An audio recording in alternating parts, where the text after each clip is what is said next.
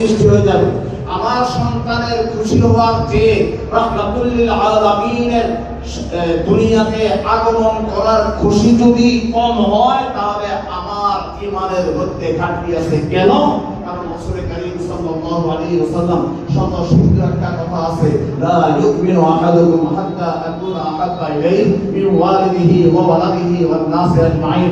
ওই ব্যক্তি ততক্ষণ পর্যন্ত পাক্কা ঈমানদার হতে পারবে না যতক্ষণ পর্যন্ত না রাসূলের মহব্বত তার নিজের চেয়ে, তার বাবা মার চেয়ে, তার সন্তান সন্ততি চেয়ে, সারা বিশ্বের যত কিছু আছে সব কিছুর চেয়ে রাসূলের ভালোবাসার পার্সেন্টেজ যদি তার কাছে বেশি না হয়, ততক্ষণ পর্যন্ত সে ঈমানদার হতে পারবে না।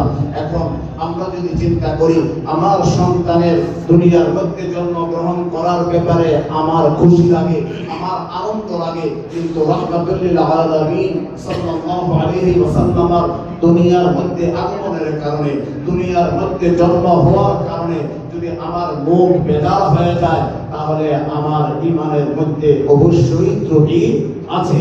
সেটা আমরা ধরে নিতে পারি, এবং সেটা ধরে নিতে পারি না রাসূল কারীম সাল্লাল্লাহু আলাইহি ওয়াসাল্লামের ওই প্রসিদ্ধ হাদিসের আলোকেই সেটা পড়ে যায়, ওই সূত্রের মধ্যেই সেটা পড়ে যায়।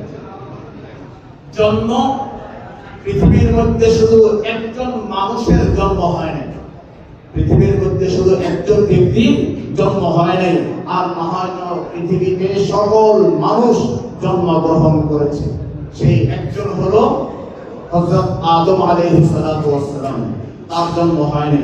তার সাথে সাথে নারীদের মধ্যেও শুধু একজন নারী পৃথিবীতে জন্ম হয় নাই, তিনি হচ্ছেন আমাদের মা হাওয়া আলাইহিস সালাম। এছাড়া এই দুইজনের পর থেকে কিয়ামত পর্যন্ত যত মানুষ দুনিয়ার মধ্যে আগমন করবে, জন্মের মাধ্যমে নাকি জন্ম ছাড়া? জন্মের মাধ্যমে। একটু সবাই আওয়াজ দিতে হবে, জন্মের মাধ্যমে না জন্ম ছাড়া? জন্মের মাধ্যমে। জন্মের মাধ্যমে।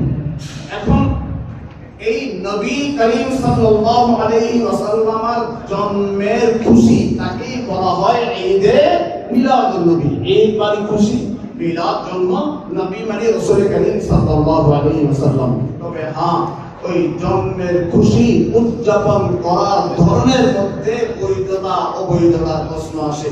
ওই জন্মের খুশি উদযাপন করতে গিয়ে যদি সেখানে নাচ গান হয়, তাহলে এটা খুশি হবে না, বরং গুনাহ হবে। ওই জন্মের খুশি উদযাপন করতে গিয়ে যদি নারী পুরুষ একসাথে মেলামেশা হয়, তাহলে সেটা আর ইবাদত বা সেটা বৈধ হবে না, সেটা অবৈধ হবে। ওই জন্মের খুশি উদযাপন করতে গিয়ে যদি ক্যাসেটের মধ্যে বিকট আওয়াজ করে হই হুল্লোড় করা হয়, তাহলে সেটা জন্মের